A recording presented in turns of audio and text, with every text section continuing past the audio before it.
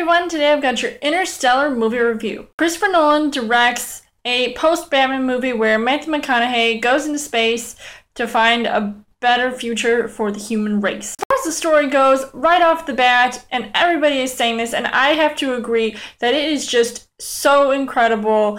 It's mind-blowing, it's full of heart, and there really is a lot of moments that I just teared up crying because it was just so great. There really was a lot going on in this story. You have a father-daughter relationship Matthew McConaughey has with his fellow co-star who plays his daughter, and I mean it doesn't get any better than that. It's very sci-fi-esque and is just so powerful and makes you wanting more. As far as the casting goes, this was a huge cast of A-listers and just a whole bunch of well-known actors. You've got Matthew McConaughey. I was driving on a road and then I go up into my spaceship. He was just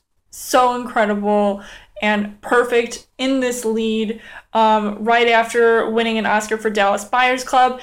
And this, I might even add, could be a Oscar-worthy performance as well. You have other award-winning actors, Anne Hathaway, who I originally had doubts about because I had seen the clips that they have shown with her character,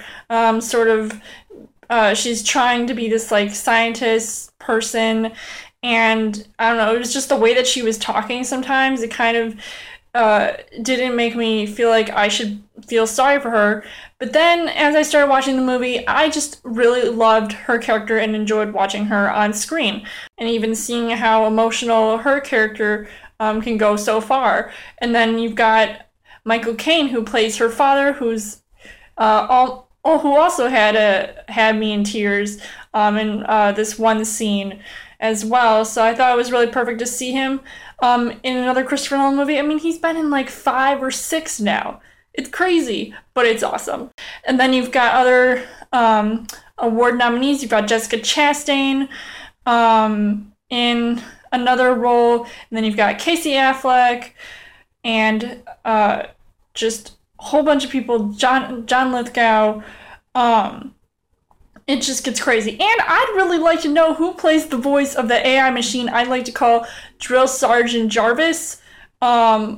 Seriously, funniest AI robot thing ever. I won't say who it is because I had no idea he was going to be in this movie.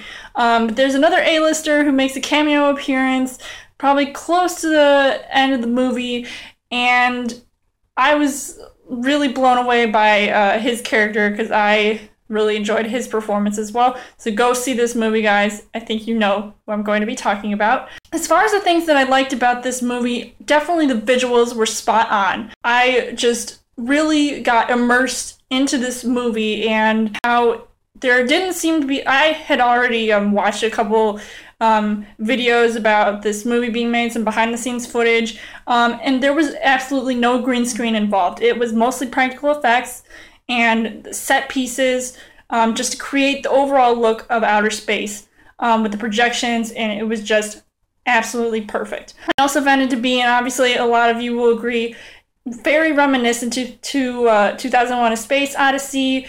There was huge Stanley Kubrick influences here, the space scenes especially, where there's this huge score playing in the background, and then it goes off to silence. That literally had my heart beating out of my chest. I was in awe and in shock because it was just so amazing. I honestly wish that I saw this in IMAX because this movie gets really scientific and might be even trippier than Inception. So it was just quite the experience. And honestly, if any of you guys have seen it in IMAX, let me know in the comments below. Normally we do live in 3 dimensions, and what this movie does is give a picture of what it's like to move from point A to point B. And Nolan, I think, does a really good job at directing this film, probably more than I've ever seen him do before. And it's at a point where you can just enjoy the transcendence of time and space. There are also were some things that I disliked about this movie, which is kind of sad because I was really anticipating for this movie to be just absolutely perfect. But there were some things that I just didn't see happening in the movie. It didn't really get into how Earth got so messed up and why there were all these like dust bowls and just like things were happening, and there was like a shortage of food and resources, and just people were at a loss. But there was always this talk about this blight, and the movie never explained what year it was per se, so I was trying to guess, like, is this movie set in the near future, or sort of like at a point where are we really, like, maybe 20 years from now? I don't really know. Overall, I would say that Interstellar is a great movie to see.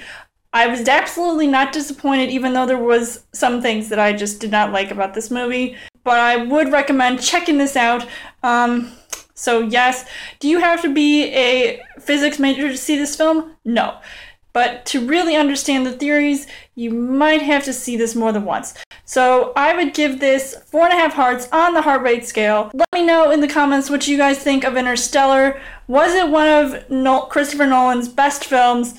And how would you compare this to 2001: A Space Odyssey and all those other space movies like Contact?